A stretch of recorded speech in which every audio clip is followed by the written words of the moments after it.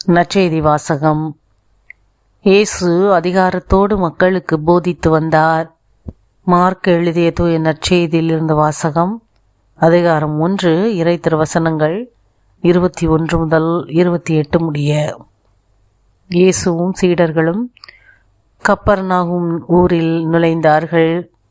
ஓய்வு நாள்களில் இயேசு தொழுகை கூடத்திற்கு சென்று கற்பித்து வந்தார். அவருடைய போதனையை குறித்து மக்கள் வியப்பில் ஆழ்ந்தார்கள்.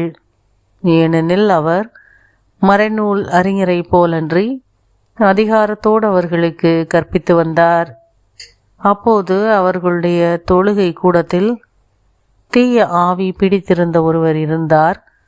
அவரை பிடித்திருந்த ஆவி, நாசரேத்து இயேசுவே, உமக்கு இங்கே என்ன வேலை? நீங்களை ஒழித்து விடவா வந்தீர்?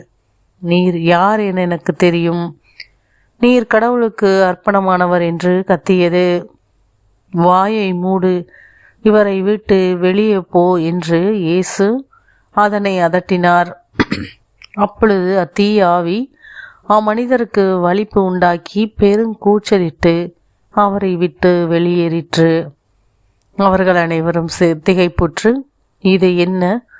இது அதிகாரம் கொண்ட புதிய போதனையாய் இருக்கிறதே.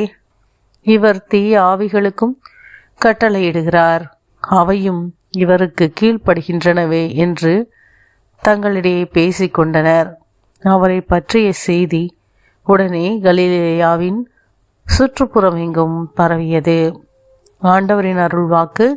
கிறிஸ்துவே உமக்கு புகழ்.